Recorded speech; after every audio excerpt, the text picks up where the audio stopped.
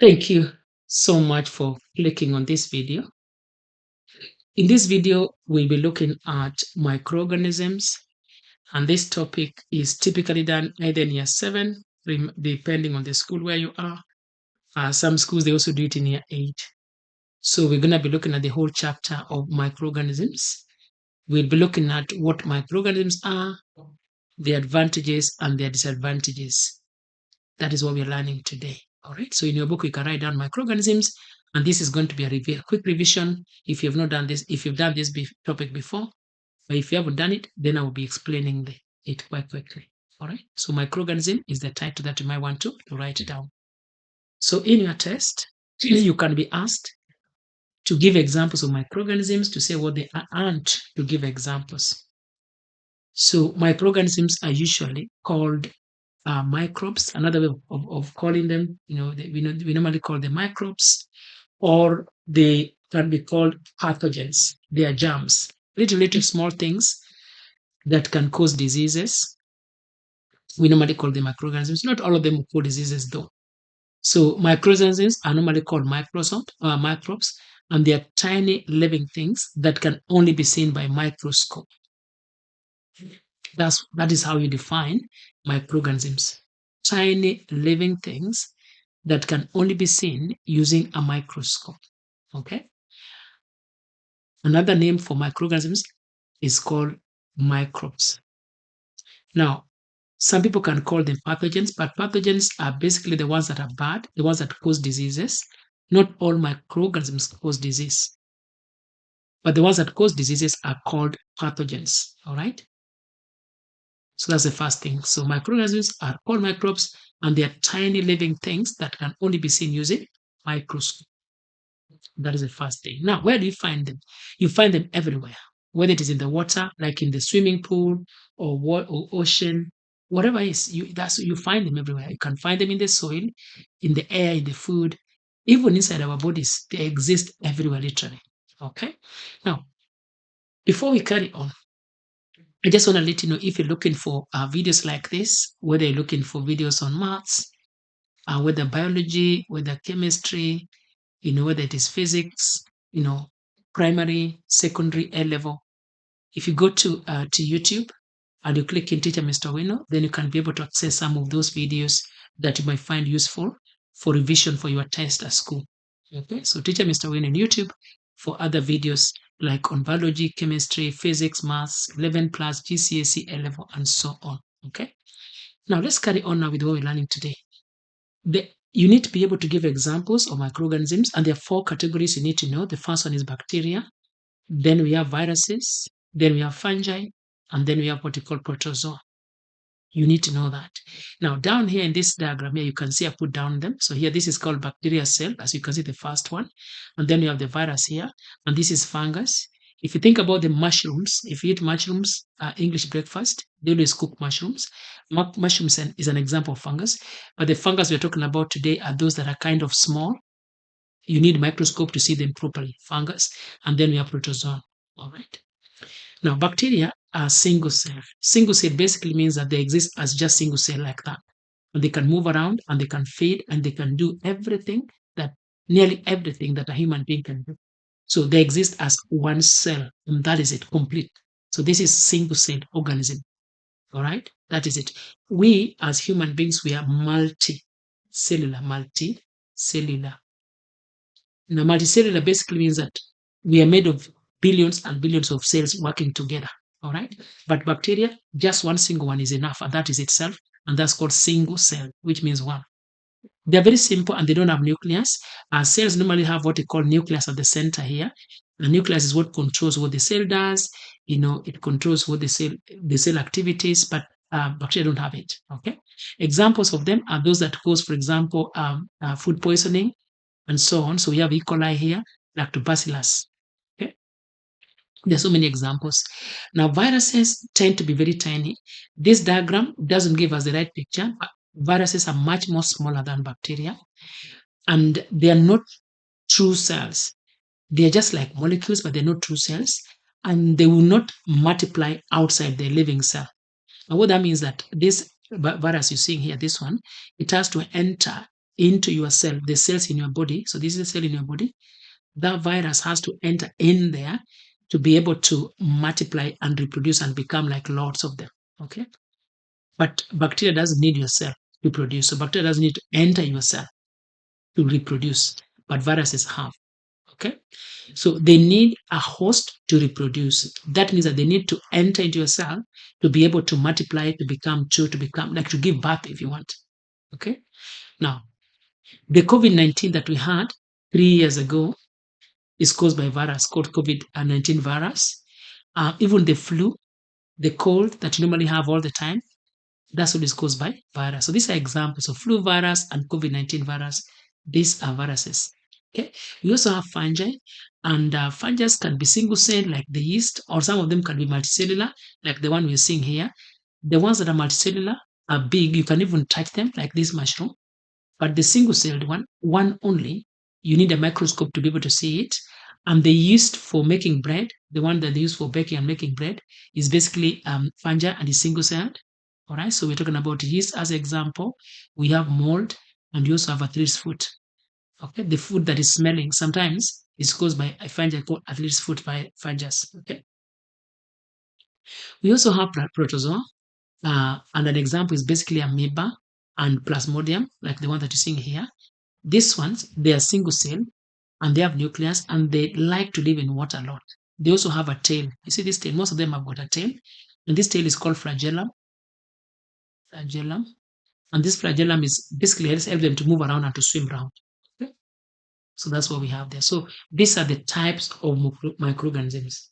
So if they ask you this in exam, you need to know that these are the types of microorganisms. You need to describe them and you need to be able to give some examples. Okay. Now we're going to go to the next slide. The next slide is about talking about, are microorganisms really bad? No, some of them are really, really good. Some of them, like the yeast I spoke about, we use it for baking bread. This bread you're seeing here is a bit spongy and is risen, and that's because of the yeast. The yeast is going to make it release some gas like carbon dioxide that's going to make the dough to rise. Okay, to make the dough to rise when you're baking, and it will make your bread to be spongy like that. Okay, so you see that yeast is very important. Some bacteria, you find them in our gut and in our stomach, and they'll help with breaking our food down, digestion. Like there's bacteria in the stomach, that will always help to digest certain things that we can't digest, right? And some bacteria also will help to make yogurt and cheese. They use them in factories when they're making yogurts and they're making cheese. Without that bacteria, your cheese, which you're seeing here, and your yogurt, you can't have them. So those bacteria, we really, really need them. Okay. And then many, many microorganisms, they will always do one thing that is very necessary, and this is called decomposition. Decompose is like to break down, to make things to rot. So when things rot, they break down, and most parts are like scattered and released in the atmosphere, and that is good because you want when things are dead to rot and to disappear. So this decomposes the help that, and they're basically microorganisms. So you can see how they're good. Okay, so when plants have died and animals, they just make them to rot, and of course they smell after some times, but that rotting is very good. Okay, so these are the helpful ones, but not all of them are good. Some of them are really bad. Some of them are really bad, and we call these bad ones pathogens because they cause diseases. For example, the food poisoning. When you eat chicken that has got salmonella virus, bacteria, that bacteria can cause you to feel really bad. You're gonna have stomach cramps, and you're gonna diarrhea. You're gonna go sick and diarrhea and all that when you have that food poisoning. If you eat chicken that has got it, so they're very bad. If you think about COVID-19, things like flu and measles, they're caused by viruses. So these ones are bad, they cause diseases. Okay.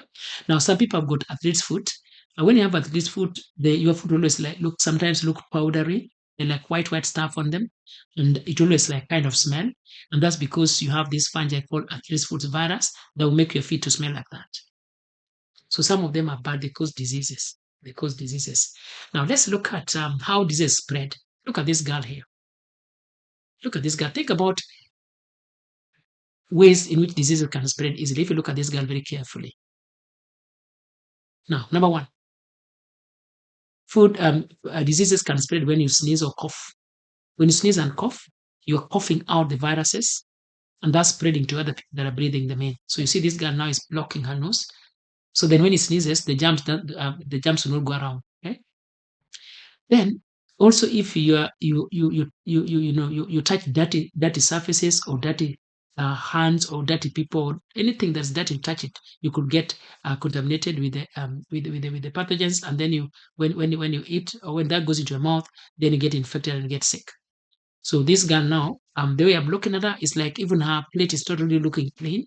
So the way the plate is not really looking clean, she's at risk of just like catching disease and stuff. So touching dirty surfaces is a quick way of picking the pathogens, and also the food and water as well. Eating contaminated food. I spoke to you about the chicken. When you eat chicken that is contaminated with salmonella, even you can get contaminated, and then you get that infection, and then you feel ill. So food and water. And when you go to swim, for example, and the water is dirty, you can have infection, and then you can get sick. Okay, so this is it. And then we have animals as well, like mosquitoes, insects. When they bite you, look at this girl is being bitten by this mosquito, and this mosquito can transfer pathogens that will cause a disease, like for example malaria. All right, so this is what we are talking about. So these are the ways in which diseases can be spread. Now, what about how can we protect ourselves then? Number one, make sure that your hands are very clean. Wash your hands before you touch food. Number two, you can, when you cough or sneeze, cover your mouth. Like during COVID-19, people had to like wear masks and stuff like that. And make sure that your food is cooked properly. So then some pathogens like salmonella is killed. All right. Another thing, you can also do what you call vaccination. Vaccination is kind of like an injection you get that will help protect you from that virus. When the virus comes, when you have that injection in your body already, it will help you to fight that disease. So these are called vaccination, and you take them earlier before the disease comes. So when the disease comes, then your body can fight it. Okay. Then we have medicine called antibiotics, and this one can only tackle bacterial infections only, and they normally have to be prescribed by the doctor. So when you have a bacterial infection, they can prescribe antibiotics, and you take that. After some times, maybe 4 days, 5 days, 7 days, then you start getting better. Okay, so this is how to treat this disease. The other thing now is that you can also, in school, you might do this experiment with your teacher's school at some point, where you use what you call petri dish, like the one that this teacher is holding here. And then you have what they call agar jelly, which is basically like food that they put in a petri dish like that, and they let bacteria to grow into that. And then after 2-3 days, when you look at it, you see some growth of the bacteria. So you might do this in school, like these guys, you see they're watching that petri dish. Okay. Now, before we stop, key things to remember: microorganisms. What are they? They are tiny living things seen only with a microscope. That's the first thing. What are some of the example? Bacteria, virus, fungi. Bacteria are single cell microbes. They're made of one cell only. Viruses are microbes that can only live inside other cells. That's the difference between bacteria and virus. They can only live inside, they can only like multiply inside your cell. And that's why it's difficult to treat them with antibiotic, because for you to go and kill them, you have to like kind of kill the cell, which is your body, before killing them, because they live inside the cell. Fungi, they include things like mold and yeast, and we've spoken about them. Some of them are multicellular, and some of them are single cell. And we say that a pathogen is a microorganism that causes disease. And we say that some microorganisms are very good. They decompose. They make things to break down and to rot, which is good. And we say that you need to have hygiene to prevent spreading disease. Make sure you wash your hands and stuff like that. This is called hygiene, and is keeping clean to prevent infection. Okay. And we also say that for some diseases, like for example, COVID-19 and measles, you can have vaccine. So then when that disease comes into you, that pathogen, then you'll be able to deal with it. So this is called vaccine. All right. So what we looked at today, what we looked at today basically is microorganisms. And these are things that you'll have done, you do in year 7 or sometimes in year 8, and that's just it. If you're looking for videos like this, you could go to Teacher Mr. Win on YouTube, and you can get quite a number of videos like this. In the next video, we're going to be looking at some questions, the questions that will come on this topic, microorganism. So if you look out for that, and that will be really great. Ada, thank you so much, and that's it.